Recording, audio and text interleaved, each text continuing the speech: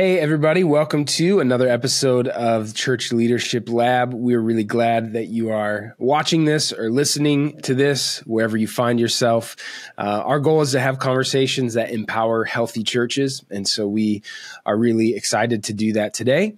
My name's Scott, and I bring half of the hosting responsibilities to the table. This is Casey, who brings the other half of the hosting responsibilities. I'm just Hello, like a Casey. sidekick. I'm just a sidekick, man. This is your show. I'm just here to make sure you're not alone. Let's be honest. I feel like having a sidekick means you have to have some sort of like A superpower? either superpower or at least you're like really good at, I don't know, like fighting Something. crime or something. So We've never Yeah. discussed that. Yeah, Who's your 'cause- favorite superhero needs to be one of our questions. yeah, I'm kind of a big fan of Batman personally, Me just too. because like, yeah, like the suit, he's just kind of relatable. Not that like I grew up in like a mansion with like rich family and they, lost my parents at a young age and then was like attacked by bats. Not in And you that have a way. butler? Like I didn't really walk through that. Yeah, I don't have a butler who also is like a pseudo father or anything like that. What if you did? But just like, with this he whole doesn't have time? like, yeah. But in the fact that like, he just like, kind of got really good at, I don't know, martial arts and got really fit and has cool gadgets. So it's more like if you could be a superhero, it's that one. But Yeah, I'm not totally going to be same. Spider-Man because I No. definitely don't want to get bit by a spider. So. No. Well, good to What know. about for you? I've always been Batman because What's he's the your- only. Well, first of all, Always. Yeah. I love it. Alicia, what about for you?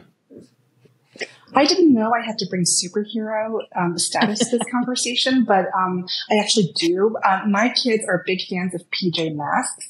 And Oh, so yeah. any one of the PJ Masks characters count me in. Yeah. I mean, if we're going that way, then we got to bring in like the Paw Patrol. Like there's a whole other layer of superheroes, to go down. So Oh, yes. I wish we'll have to do a part 2 where we just kind of dive down the superhero alley and do that. There's a whole But lot. today Yeah. we're going to talk. Yeah, today we're going to have a different conversation, and we are excited to have that conversation today with Alicia Lee, who is the CEO of Failthy, a new LinkedIn for ministry, which she co-founded in 2022. Now, before that, she worked at Goldman Sachs for almost 20 years. She lives in New York City with her husband and 3 kids. Her family attends Lower Manhattan Community Church, where she serves as an elder, member of the teaching team, community group leader. And Alicia, we're really glad to have you on the show today. Thanks for joining us. Thank you so much for having me. Really happy to be here. Awesome. Well, let's do this. We already talked a little bit about superheroes, but let's ask this. The first question we ask everybody: what's something that doesn't make the public bio that all your friends and family would know about you? Well, actually, the superhero conversation is super relevant because if you were to talk to my friends and family right now, well, at the time of recording, Halloween is just a few weeks away. What my friends and family would tell you is that I'm a huge Halloween nerd. Okay. I didn't always used to be, but since having kids, one of the most fun things we do as a family is to plan our family costume every year. So, Scott, I'm so glad you mentioned Paw Patrol because we were Paw Patrol 2 years ago. I love it. We were PG Masks last year. And Okay. at the time of recording, I am preparing for a family Frozen costume. So it's kind of like, my jam. And I love the family Halloween costume. I love it. The family costume is always something I see in hindsight, and I'm like, oh, we should do that. That'd be fun. I have 3 kids as well, and so like that's part of it. Like we got a big dog also, so we dress her up as something. I feel like there's like we have the parts, and we could really get into it, but I always forget ahead of time. So this is a good reminder for me. This is You should your just talk to notice. me in advance next year. We'll talk again next year. Yes. Yeah. I'm just You got, going to like, recycle 3 your weeks. ideas. I'll just pay attention to whatever you do. And like, that's what we're doing next year. It's okay. My ideas are for everybody. Let's do it. Alicia, can you just send those costumes over to the Holt House family so they can just literally borrow them? Perfect. I'm happy to. I'll even send you links for where to buy everything. I love it. Well, real quick, what's the Halloween candy? What's your favorite? I'm a Skittles person. I like being able to choose the different colors. They've got, all different flavors. It's so cheerful. Love the Skittles. Yeah, that's a good pick. I like it. Good call. Well, Alicia, go ahead, Casey. Sorry. Tiny side, but you named the one candy I'm allergic to. I am allergic to Skittles, so I'm going to leave all of those to you. That's my fun fact. Whoa, no way. You're the first person I met who's allergic to Skittles. What a bummer. I know. They're more for you, and that's fine. But Skittles and Halloween aside, I really want to learn more about Failthy, the LinkedIn for ministry. That's a really interesting, just the way you described it. I feel like I know exactly what that is, but give us the background on what Failthy is, how it came to be, and how you became the leader of this. So Scott mentioned a little bit about my background. I don't think the background you'd expect for someone to start something like a Failthy, but that is the journey that the Lord has had me on. So I've lived in New York City for almost 20 years, over 20 years, gosh, now at this point. I moved here in 2004 to start my career on Wall Street. I worked at Goldman Sachs, as Scott said, for almost 20 years. And it was really in the middle of my career, like in the middle of Wall Street culture, that I came to know Jesus. And, my local church, God used it so powerfully to save me and my family. And so ever since then, I said yes to every single thing the church has ever asked me to do. Run a Bible study, run a community group. Hey, will you help us oversee the finances? Will you join the teaching team? Will you become an elder? And then at a certain point, I said yes to something else, which is a couple of years ago, I really felt the Lord calling me out of the career that I had known. And I really sensed that he was asking me to bring my work life and my faith together. And over time, he started to really reveal to me this vision for something that's like a LinkedIn to serve the people who serve the church. That's awesome. I think that, in kind of hearing some of your story, I know in conversations we've had that there's a desire to kind of see the church grow when it comes to that unity and coming together. I know that Failthy is a big part of that, and kind of having a tool. We have social networks, we have all that stuff, but having a tool that kind of people who are in a similar season, experiencing things, kind of come and connect, know each other, grow, learn. And so I think one of the things that comes to mind, though, when I think about that unity piece, that obviously is so important. We see it in Scripture. We see it from the mouth of Jesus praying for us, the church. But one of the things that I know is tricky when it comes to unity is that, like, we all don't necessarily agree on everything. So for you, as you've kind of both experienced it, being in the church, serving in the church, but also as you're kind of growing and building faithfully, for you, how have you seen that we can have unity even in the midst of some of that disagreement? Gosh, that's a great question. And I'm glad you brought up that word unity, because that is absolutely at the heart of what we are on mission for. As we were praying over this vision that we felt the Lord had given us, Acts chapter 2, verse 1, on the day of Pentecost, they were all together in one place. And that is what we felt called to create, was a place where ministry leaders and folks who serve the church could come together. But like you said, unity is hard, right? And disagreement, that's going to be a given on this side of heaven. And I think that in real life, IRL, when you have disagreement, I think there's an opportunity to look people in the eye and hopefully in the course of conversation, hopefully in the disagreement, also see Jesus being reflected. And I think that it's a lot easier in real life to find your way back to friendship, or find your way back to relationship, or find common ground. I think it's a lot more difficult in the digital space, where you don't always get that opportunity to look people in the eye, to see Jesus being reflected. And we feel like that's part of the opportunity here, is in being on a platform, in a space where that is the starting point, where Jesus is the starting point. And what we're hopeful will happen is more benefit of the doubt, right? More benefit of the doubt, more sort of coming together, more of an understanding of where we're all starting from and where we're all going to be. Yeah. Yeah. And that like being in community then and connected with people who at least, probably experience the same type of struggle. So whether it's criticism, right? Yeah. You could be in totally different ministry contexts, very different, even maybe theological beliefs, but everyone kind of knows, like, I know what it's like in ministry to get some of that criticism from people. And so, yeah, hopefully tying some of those common grounds together can help build that and strengthen that relationship, ultimately then, growing unity. Yeah. Alicia, you have such an inclusive demeanor, and you said the benefit of the doubt. I feel like that's really hard for a lot of people to give. So I am way off script. I am really curious how you personally find yourself able to give people the benefit of the doubt, especially in the midst of disagreement. That's not easy. Yeah, I agree. It's not easy for me, but I think I've failed at it so often that I can draw on my failures to know how to do better next time. I think at the end of the day, there's really only one way, and that's to see people exactly how Jesus sees them.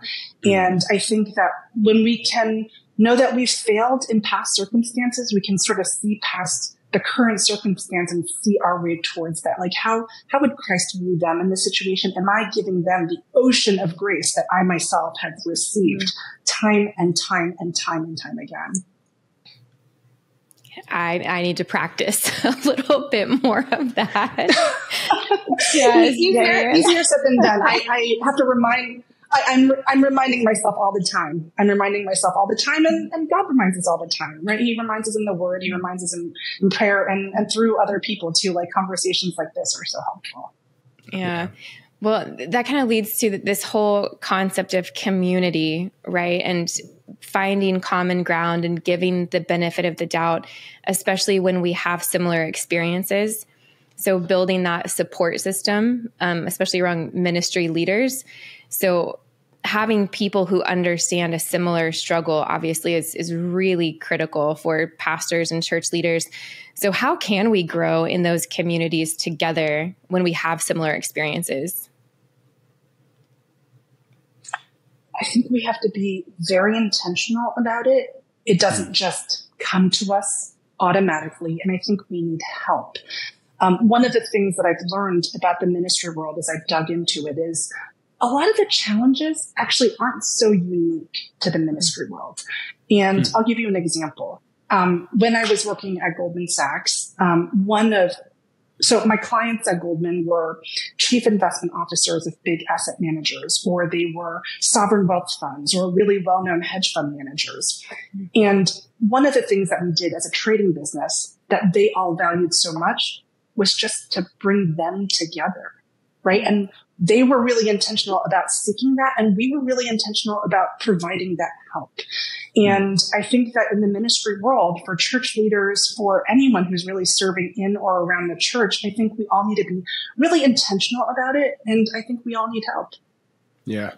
Well, and it's interesting you say that, because in one of the churches I was serving at as worship pastor, I started this thing, basically just getting other people serving in that capacity, whether they were worship directors or whatever, at nearby churches, together, and we had lunch together. And it was, what was interesting was just to almost just to sit side by side with people who are like, yeah, you experience this similar thing that I do. So like a chief investment officer could sit with another chief investment officer and, talk about, man, how about these investments, huh? You know what I mean? Or whatever it might be. The point being, you have that camaraderie to say, Yeah, I experience that too, right? Yeah, I have volunteers who cancel on Saturday evening too, and it's super fun to deal with, or whatever it might be. But yeah, I think that is a really important thing, to be gathered around with other people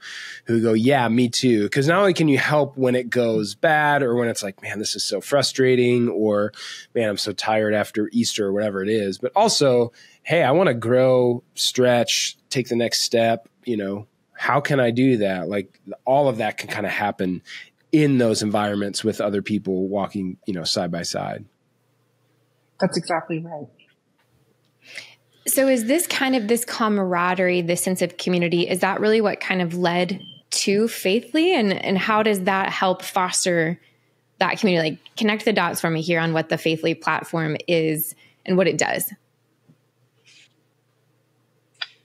So the starting point for Failthy is a profile that you create that represents your ministry identity, not your professional identity, not your social identity, but your ministry identity. And all Christians have one. It's not just lead pastors or worship leaders. If you serve on the welcome team at your church, you have a ministry identity. And just by having this opportunity to create a digital ministry identity, all of a sudden you're signaling to the world, I don't want to do ministry alone.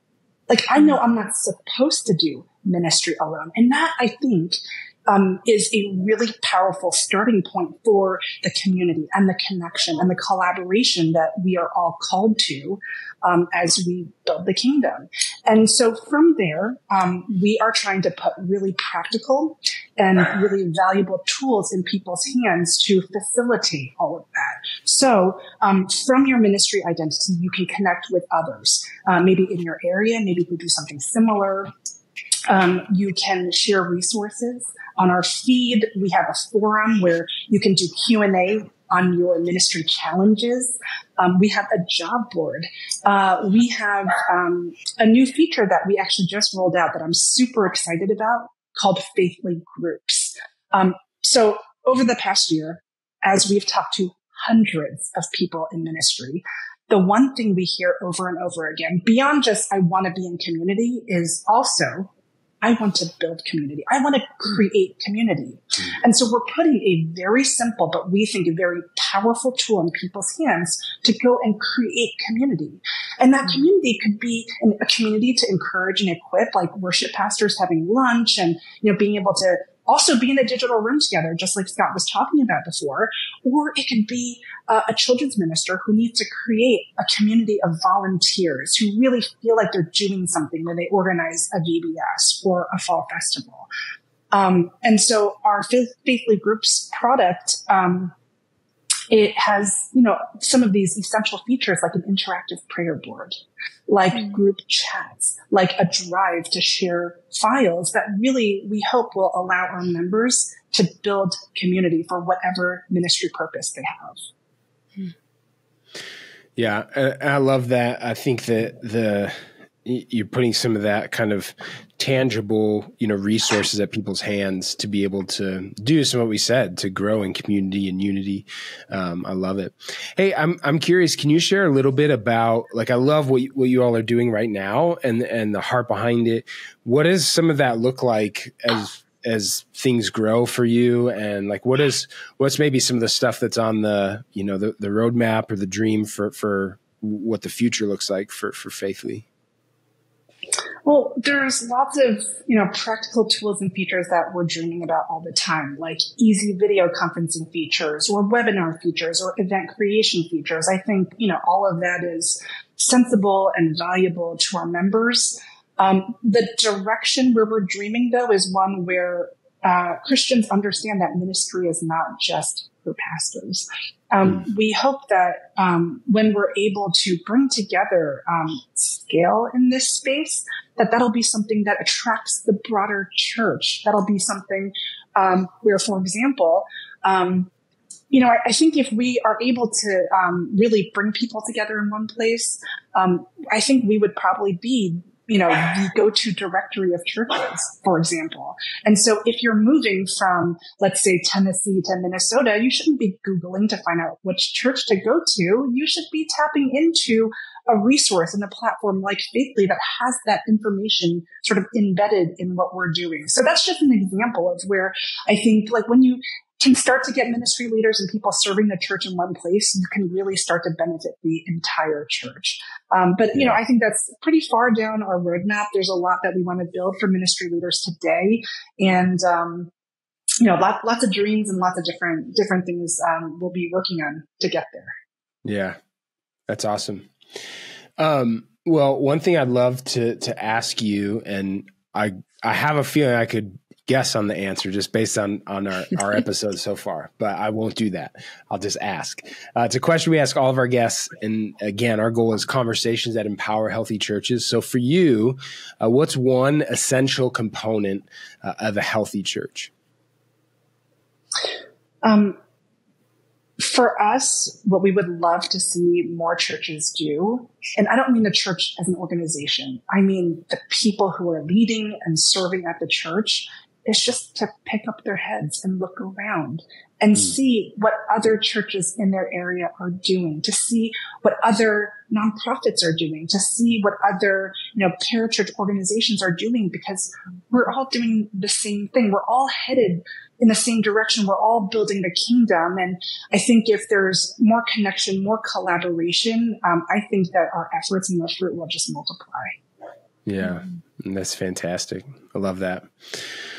All right, we're gonna jump into a section that I love. It's a little more rapid fire. It's called our final five. I might add a sixth one because I know that you're in New York. I'm in the Chicago area. I feel like the pizza conversation might come up. I knew it. I was waiting. I was so waiting. I'm passionate As about it. a New Yorker, I'm always ready for that question, Scott. So don't worry, bring it on. I know that's what I love. It's like we're always ready to get into the debate. We'll see. I'm not going to promise anything, but we'll stick with the original ones. So the first one is this: what's one book that you'd recommend to church leaders? The Cold Start Problem by Andrew Chen from Andreessen Horowitz. I bet you get like sort of churchy and Christian book responses a lot, which is why I wanted to throw in a venture startup book. Everyone in ministry is having to start something from nothing at one point, if not all the time. And I think there's a lot that we can all learn from the startup world. Yeah, that's super cool. I love that you said that, because one thing I love is the diversity of books and like, yes, there's good pastoral resources and stuff like that. But like you said, there's so much wisdom and stuff that we're doing that people who have done the similar thing, like starting from nothing, have done, and we can learn a ton from. So I love that. And to you, Alicia.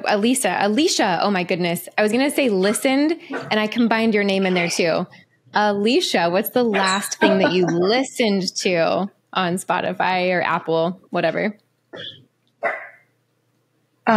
Well, the real answer is Frozen, Let It Go this morning at breakfast, because it's what my kids wanted to listen to. But the last thing that I listened to that I absorbed for myself was the Carrie Newhoff Leadership Podcast. I'm a big fan. Nice. So good. Well, you got to get ready for the costume, the Halloween costume coming up. So That's right. Yeah. That's right. That's good preparation. Get that motivation.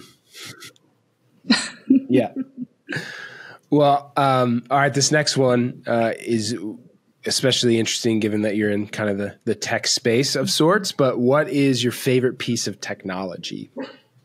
And we do have a rule. Yeah. You can't say your phone, because that's like, everybody's like, my phone, because it does all this stuff, but you can't say that one. That's the only rule. It's definitely not my phone. It's my kid's baby monitor. I mean, I am glued to that thing at night. If you are not sleeping, like, I am talking to you through the baby monitor to make sure you're sleeping. That is like the most critical piece of technology in my home. Yes. That's fair. Also, first time a baby monitor has been said on the show. True. Well, that's a first. Go. Yeah. We had it's very practical. I'm all about practical technology. Yeah. I forget what episode, but we had somebody say their vacuum. Cause it was like the robot one, they kind of did everything. So I always like when we get ones or I think somebody said the car one time, which I was like the airplane. Somebody said the airplane. Airplane. Yeah. Yep. I'm waiting for somebody to say the wheel, like really take it back quite a while to the original innovation, but we'll see. We'll see if anybody really listens, because then the next person that says the wheel, we're like, you listened to the show. There you go. Okay, Alicia, what is a quote or piece of advice or wisdom that's just really stuck with you over the years? There's this pastor in Long Island City that I respect a lot. His name is Seth Bazakis, and he has this catchphrase that has always stuck with me. He says it's all about failing forward. And I've taken that into my ministry life. I've taken that into my business. I mean, you just do the thing, and if it doesn't work, you turn right and you do that other thing. And it's advice that I've really taken to heart over the years. Yeah. That's really good, because sometimes you have to fail at the thing to get to the next thing that's actually going to succeed, but you would never get to that if you didn't fail. That's right. Yeah. That's right. All right. Last one from the final 5. What's one thing that you'd like to communicate to our audience of church leaders? I would love to get to know you. If what we have said has resonated, if anything about the Faithfully vision resonates, I'd love to connect with you. My own network has grown so much as Faithfully has grown. I've done Zooms with people, phone calls. I've done coffees with people who live in my area. And that's really what it's all about. So if you go onto our site, you can use our direct message feature. Reach out to me. I love to be in touch with people. I love to talk about ministry, about tech, about families, really anything. So I hope that people take me up on it. That's awesome. That's actually a great segue. Can you give people, if they're like, man, I want to get going on Faithfully, I want to jump in, where can they go and how can they connect with you? Obviously through the platform, but any other places you'd like to share? Yeah, absolutely. So the platform is first and foremost, you can find us at Faithly, FAITHLY .co. It's .co. We couldn't afford the M. So that's the place to find us, and that's where you'll find me. We're on Instagram too. You'll find us at faithly.co on Instagram as well. And we are, sharing content and other things on Instagram. Yeah, that's awesome. We're definitely going to link to that so that people can easily just kind of click and connect with you, but would encourage everyone to check out Faithfully and to jump in and to continue to grow that community, the unity, rubbing shoulders with others, doing ministry. Alicia, thanks so much for taking the time to be with us today and to not only share about Faithfully, but to share your heart for the church and ultimately to see some of these things really grow among ministry leaders and church leaders. We certainly appreciate that. And we appreciate those of you listening, watching this. We would love for you to share this if you found it helpful. You can subscribe, you can leave a review, you can you can do all the possible things that whatever channel you're listening or watching this has to offer. We invite you to do that. As always, our goal is to empower healthy churches. And so we want to continue to serve church leaders, pastors, ministry leaders, and churches as best that we can. So we hope to continue to do that, to have more conversations. We thank you for tuning in today, and we'll see you next time. This episode of the Church Leadership Lab podcast is brought to you by Ministry Brands, the largest provider of church technology software. Over 90,000 churches rely on Ministry Brands for their single platform solution that brings together all the digital tools a church needs. From online giving to websites to church management software and more, Ministry Brands is leading the way in simple to use, innovative solutions, all with the goal of empowering healthy churches. To learn more, visit ministrybrands.com.